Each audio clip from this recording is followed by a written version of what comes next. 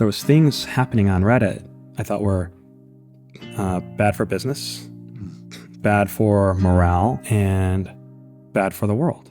And so that's when we had to start wrestling with hard decisions. We couldn't say, hey, just everything goes. I was watching it die. Like, we were there watching it eat itself. This was 2015. Steve Huffman, one of Reddit's co-founders, had just returned as CEO after watching the site he built from scratch struggle to survive. When I came back to the company, employees, they wouldn't wear our swag in public. But then I would ask them, I was like, okay, if this is so difficult for you, why are you here? Like, why do you work here? And they'd say, because I love Reddit. Because I love what it does for people, because I know that 99% of Reddit is amazing and there's nothing else like it. And Reddit has changed my life.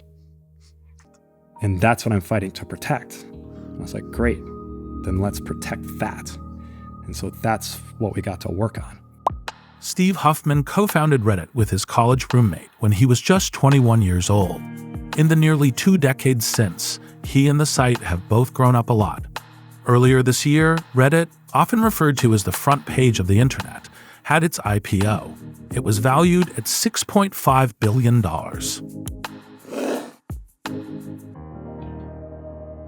I'm Reid Hoffman, your host. I was eager to talk to Steve Huffman about Reddit's unconventional business. But first, I wanted to talk to him about the scale of Reddit's impact on our digital culture. Steve, I've been looking forward to this for months. Welcome to Master the Scale. Thank you. Excited and honored to be here. You know, how do you think about Reddit's role in the online ecosystem, and what are the things that it's for and is an essential part of and part of the internet treasure of, and what is it not for?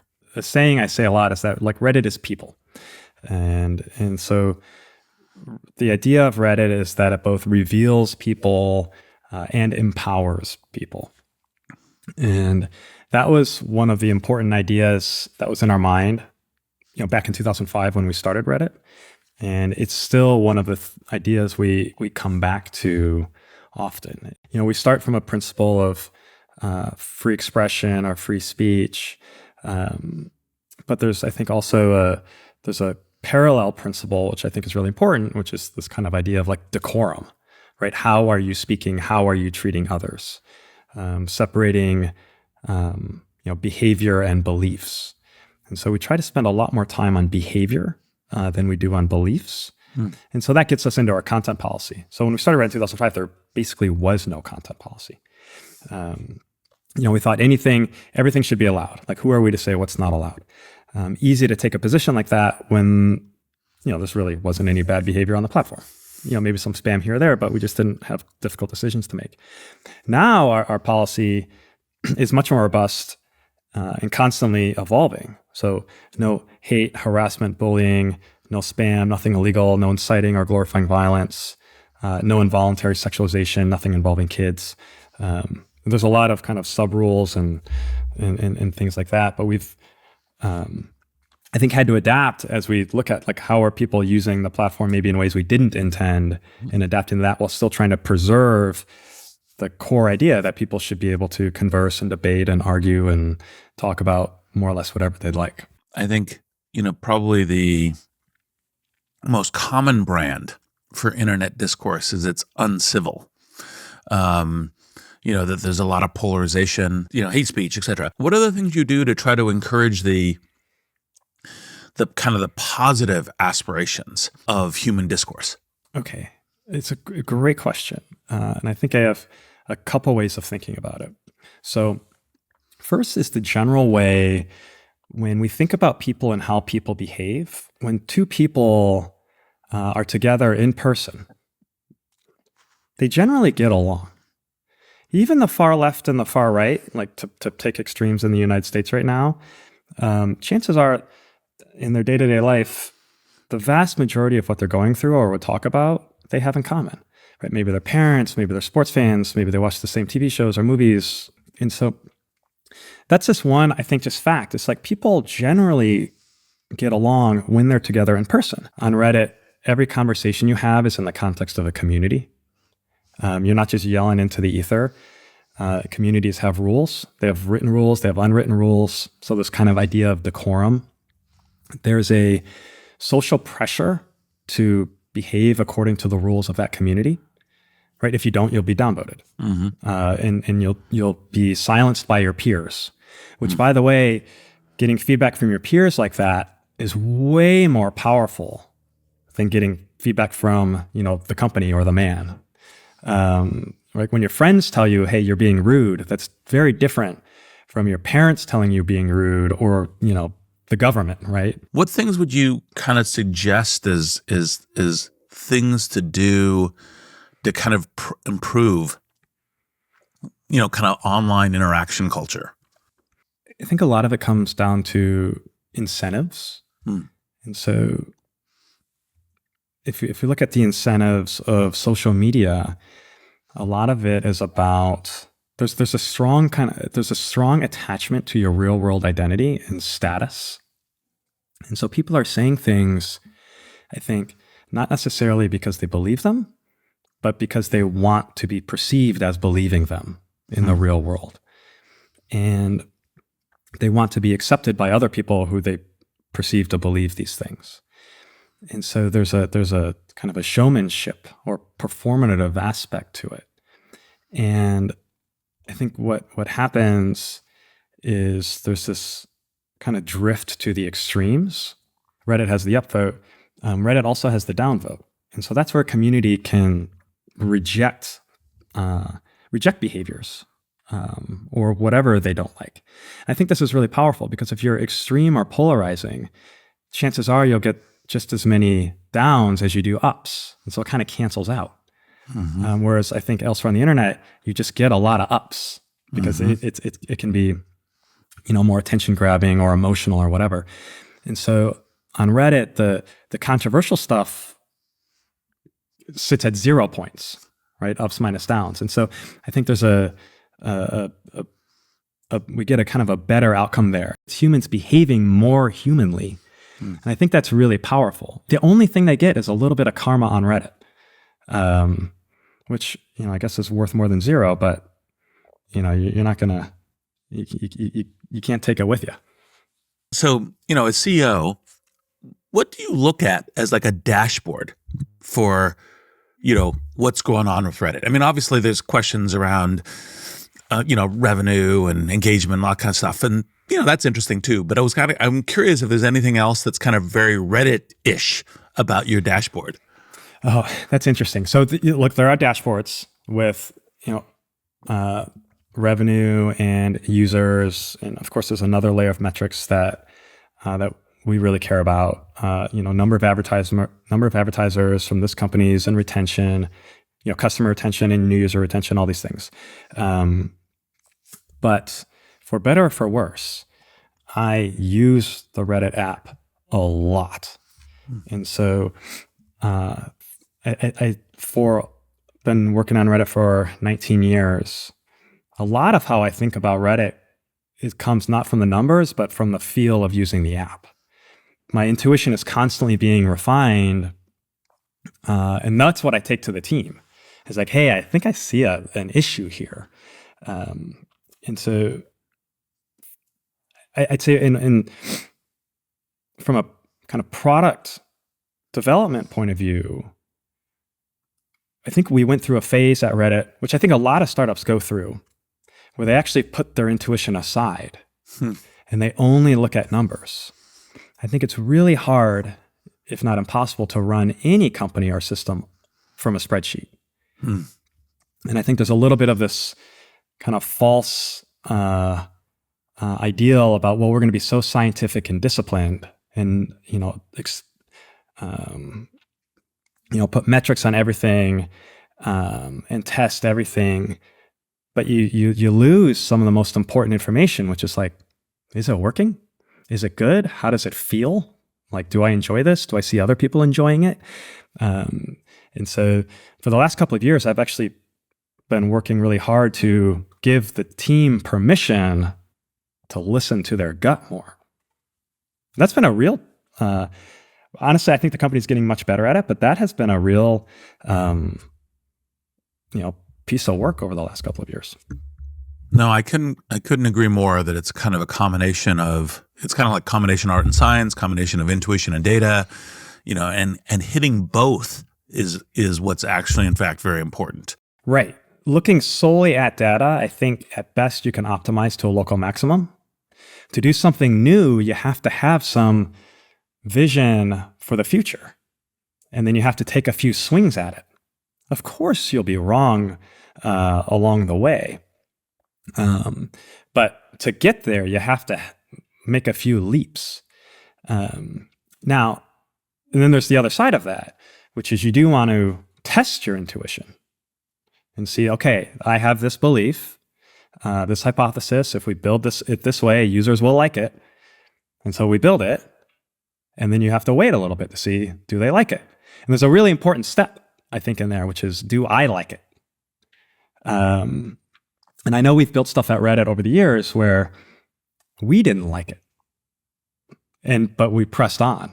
And so, like, for example, we used to be very aggressive on mobile web when you come from search, external search, about getting you to log in.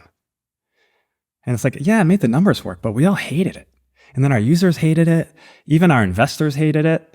And so it didn't pass the first test, which is we didn't like it. How do we build better towards a shared context where we have increased trust in, information, in, what is the state of the world? What is something we should, can, build bridges versus polarization? What do you think the techniques we should do to try to build in that direction? The mistake I think we continue to make is at kind of all different levels. I see people do it. I see companies do it. I see the media do it. I see government do it. Is they keep trying to take more control.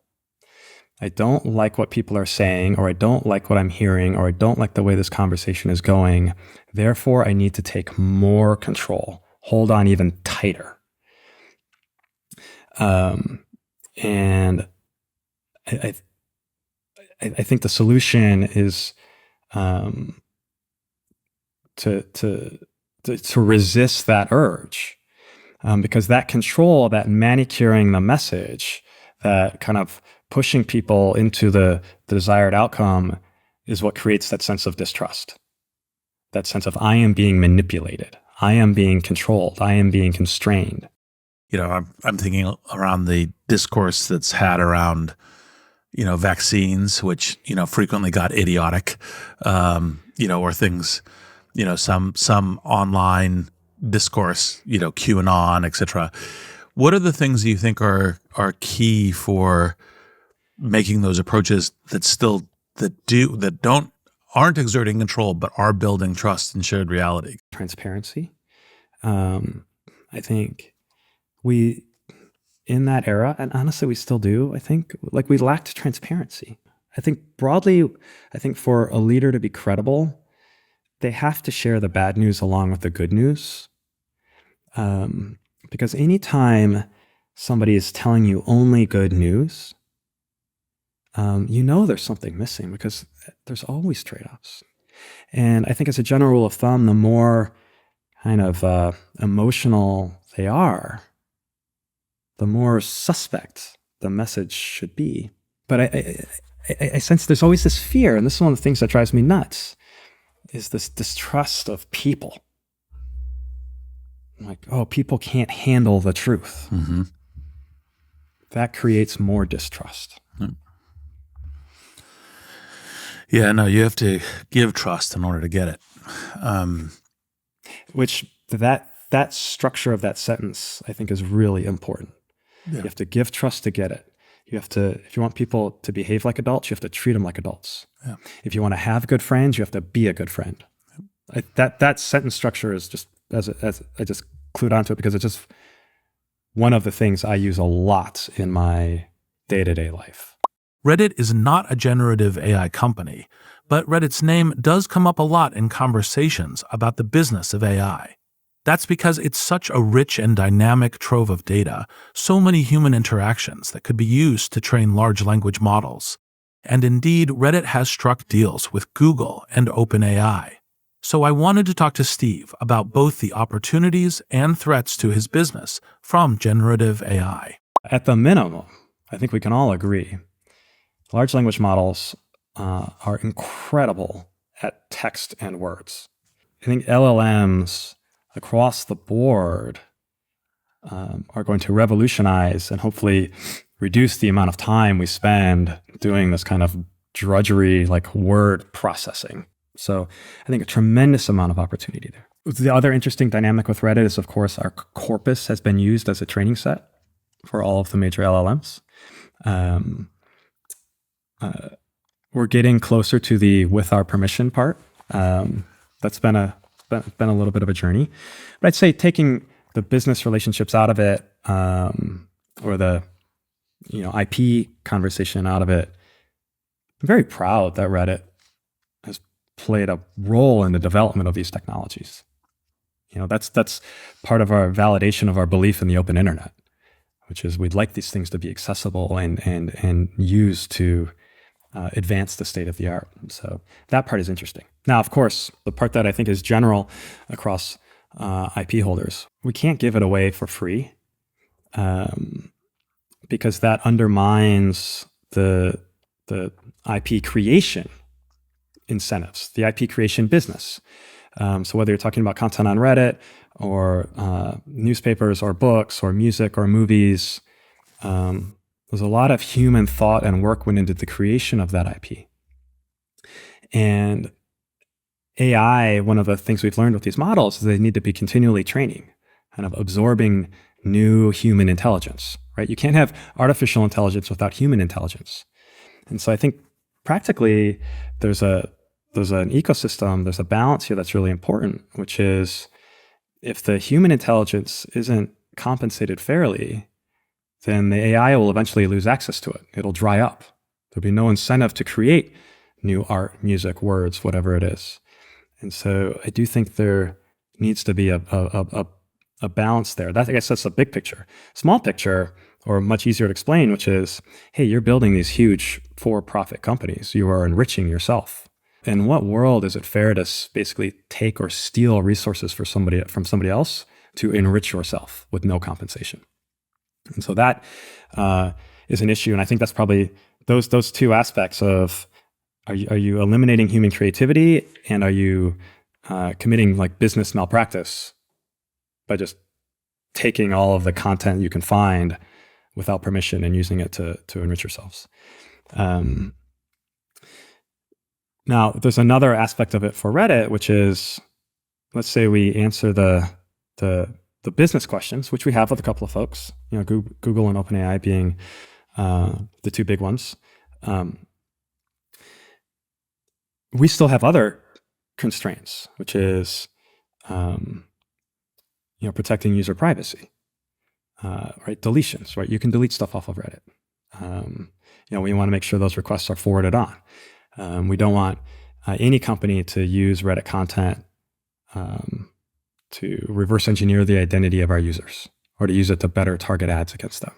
That's not what we're trying to do. So again, that's kind of like the business thing, which is like, can you use Reddit data to, make search engines better, make search experience better, but continue, for example, to send traffic to Reddit, which has been the balance or kind of the relationship between us and search engines for a very long time. So, I think we're getting there. Certainly we've gotten there with a couple, and I think we're in a good place. And we'll kind of see where things, land with everybody else. All right, so let's go to the Reddit scale story. Let's start with the origin story. So Alexis, my co-founder, college roommate at the time, he and I applied to Y Combinator. Y Combinator is an incubator for startups that's been the starting point for many successful companies. This was the first batch of Y Combinator in 2005. We applied with a different idea. It was ordering food from cell phones. A good idea, I think. Would we have made it successful? Probably not. And we're probably a little ahead of our times and probably a little ahead of our skills. But Paul and Jessica, so Paul Graham and Jessica Livingston at Y Combinator liked us. So after rejecting us on the food idea, they basically invited us back to work on something else. And so Paul had half this idea, which is he really liked Delicious. Delicious was a website, just a website back then, social bookmarking. And he liked the dynamic. There's this kind of side effect on Delicious where if people were bookmarking the same page over and over, you could see what were the most popular things bookmarked on Delicious. So it's called Delicious/popular. And then I had the other half of the idea, which is Slashdot. I loved Slashdot. Slashdot's still around, slashdot.org. It was kind of headlines on the surface, chosen by editors though. But what was really amazing about Slashdot was the community that existed in the comments about any particular headline. And Slashdot's constrained to tech. What if there was no editors and it wasn't constrained to tech? And so it was kind of a Delicious plus Slashdot, but make both of them better. That was the idea for Reddit. Honestly, I think that's pretty much what we built. But for 19 years, we've been iterating on this and tweaking it and kind of following our users and adding features. Like, for example, the most important feature we ever built was for users to create their own communities. We didn't build that until 2008, almost 3 years later. There was a sale to Condé Nast. What happened there? Condé Nast, or Advance. Advance is really the parent company. I'll use those words interchangeably. When they came along wanting to buy Reddit, they're kind of scratching a couple itches. One was I felt like as well, that's fulfilling the prophecy. Like that was supposed to happen. We build this thing and now we get to sell it. And then two, like we were a really small team in that era. And it was all I could do to keep the site online. It felt like the bottom could fall out any minute. Now, that was incorrect.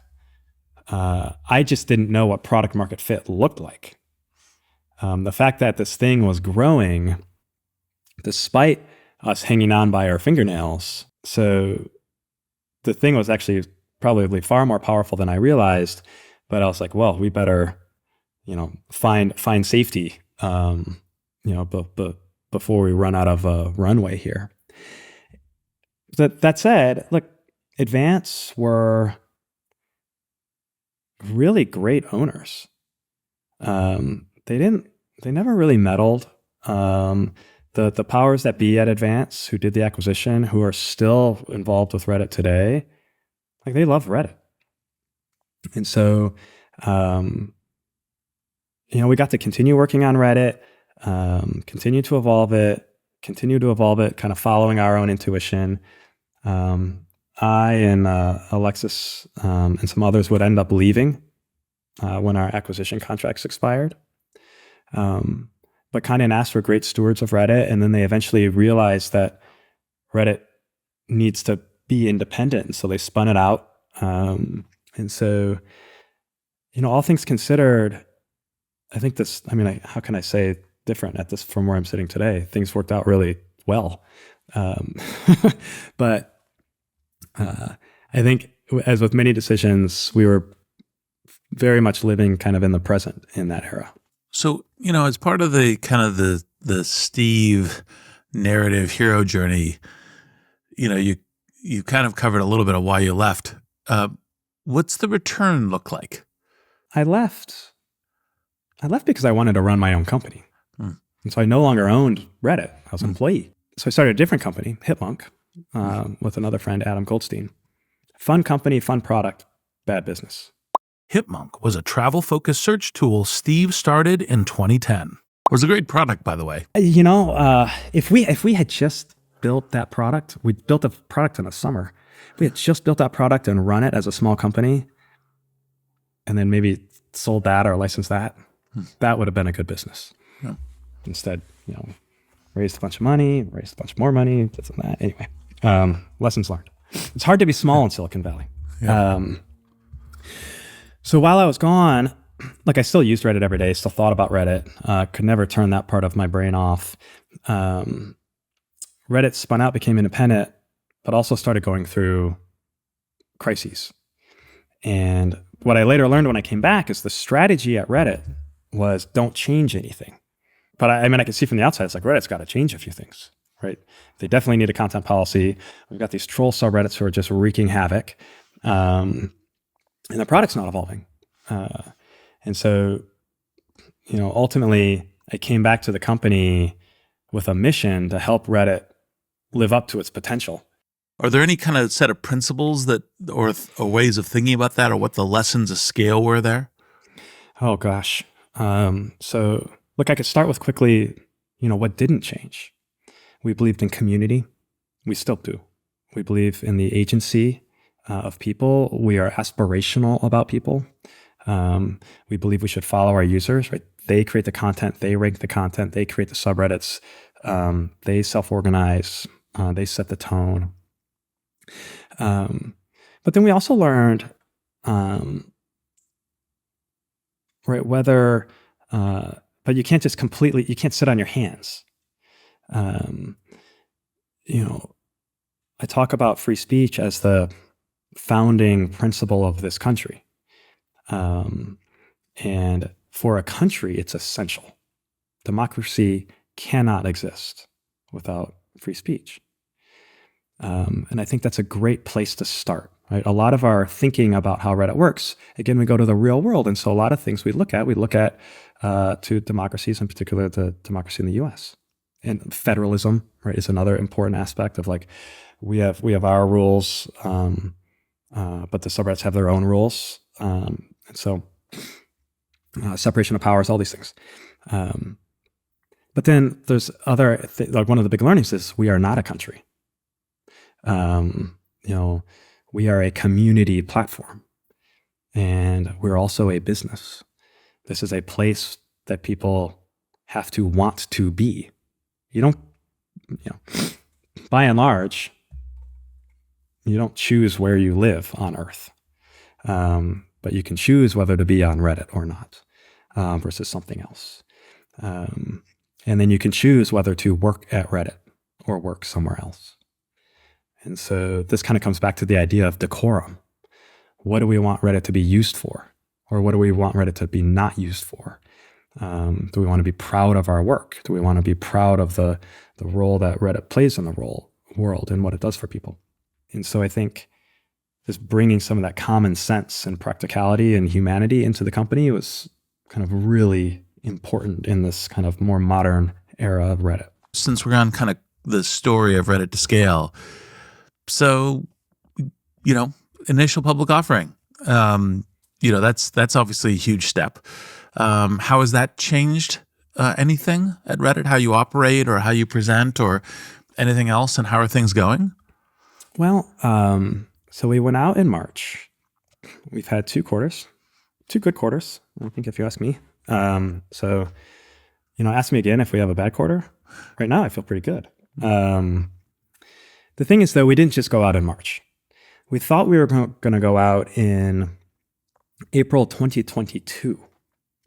We didn't, because the world and market really changed in that era. Would have made it very difficult. But since April 2022, we've been running the company as a public company. So close the books fast, no mistakes, do our board meeting, do earnings calls with the public company analysts. They just weren't public, but we were able to kind of just get into that rhythm. And so by the time we actually got out earlier this year, I think we were really well practiced, probably more so than the average, I know for sure, more so than the average company who IPOs. We got really lucky. But now when I talk to any CEO who's thinking about going public, I tell them, start doing earnings calls, like now. Like just get into that rhythm. Learn like what data you can and can't share internally and on what timeline. And there's just kind of a little bit of way of working, and get your costs in order. Level up the discipline, all these things. And so we did all those. And so the company is immeasurably better than we were 2 years ago. Just so much more disciplined. Execution is as good as it's ever been. We've been able to grow revenue and users basically without growing the team size, which basically means costs have stayed level while we scale the rest of the company. we had to learn how to do that, but we did. And I'm very, very proud of the work the team has done there. Now, I think Reddit's a little bit different in that prior to going out, we already had a bright spotlight on us. So we'd been in the press, we read things we don't like, or, I say something silly and it turns into a headline, or, this or that. So we kind of had those experiences that kind of come with being a public company. So 2 quarters in, I'm enjoying life. That's great. Ask me again when the wheels fall off. I feel great right now. Well, hopefully it's only like one wheel gets a little low pressure. Yeah, it gets a little wobbly. But I think, the other thing that worked out really well is we also did all of those things in choppy conditions. Yeah. In choppy market conditions. So, that just, find me a company that's worse run today than it was 2 years ago. That's going to be hard, right? Everybody had to really, the difficulty level went up. And so I think everybody got more disciplined. No, that's part of the good thing about, if you learn well from challenges, you can definitely get more robust and strong. All right. So lightning round. What's the most innovative funding source or strategy you've used? Reddit's pretty much always done kind of traditional financings, though I'd say our investors, our largest investors, the ones who have worked out the best, are themselves non-traditional. Folks who are really kind of true believers in Reddit, in the internet, in people. And it's really hard to see the future through spreadsheets. And so both, I think, with finding investors and hiring people, the strategy that I found works really well is I keep meeting people until I find that kind of values chemistry. And you can tell in almost like 10 minutes, it's like, oh, these are my people.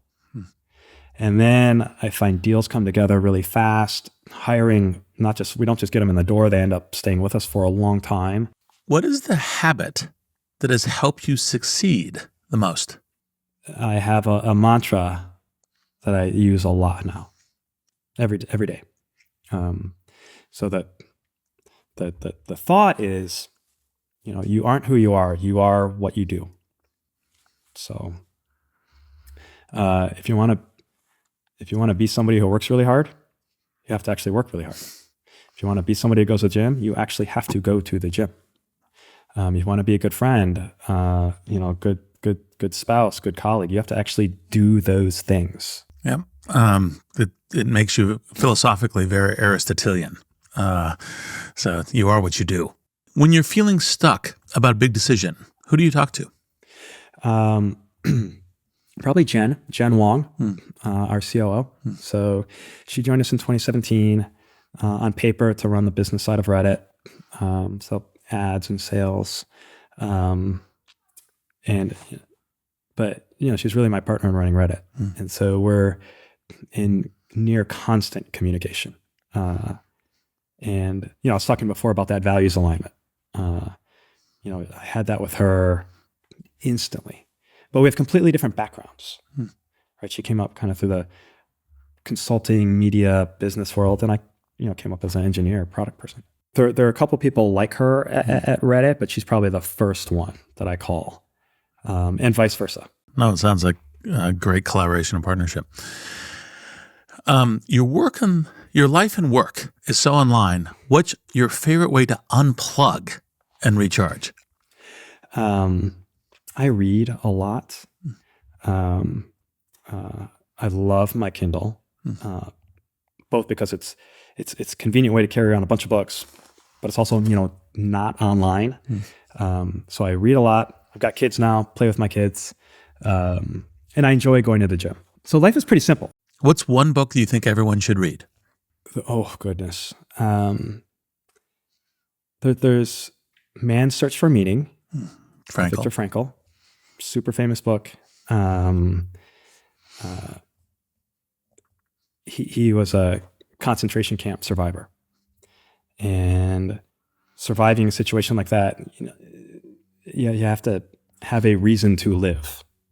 And so kind of the thesis of the book is you need to find a reason to live. And it doesn't even matter what it is, but you do need to find it and make that your reason for living. That one really helped me get through a difficult period in my life where I was very stressed. And I was constantly chasing this idea of like, how do I eliminate stress? And I think it's impossible to eliminate stress. And what that book kind of flipped around for me is the sort of stress that I have in my life is a result of the work that I do and the job that I have, which is truly a privilege. I have a special job. I have my dream job, and it's hard. And so if I didn't have that stress, what's the alternative? I'd be bored. And so that book helped me basically say thank you that I get to be stressed. And then as a result, I felt a lot less stressed. It's kind of funny how those things work out. So that's a big one. Last lightning round question. How would you like AI to change your future? And I just want to acknowledge I've given 5-minute answers to every lightning round question. So no, it's all good. Actually, they were just meant to be kind of a provocation, not necessarily like 42 is the answer. The stuff that I want AI to do, AI can do today. So I'm just waiting for Apple or Google to connect the dots. And I think we're so close. I just want to add items to my to-do list or take a thought and organize it by speaking. Because, I'm constantly going around through my day. I've got my phone in my pocket and I'd love to say, remind me to do this thing, or I have this idea. Can you, just, I want to just, it's kind of that whole getting things done idea of like you get things out of your head into your system. I think AI can get things out of my head into the right place much more conveniently, right? The best UI for computers is now speaking. Yeah. And that'll be when we're actually there. We're like a year away, I feel like. Yeah, it's very close. I don't want to ask for much. Yeah. I just want to put things on my to-do list. Yes, exactly. All right, well, it's been a great pleasure and honor, Steve. Thanks for joining me on Masters of Scale. It's really been my pleasure and honor. Reid, thank you so much for having me. Steve Huffman's scale story is a good reminder that not every unicorn IPO is some sort of hyperscaling overnight success. It took Reddit almost 2 decades, multiple ownership structures, and a whole lot of sweat equity to get where it is today.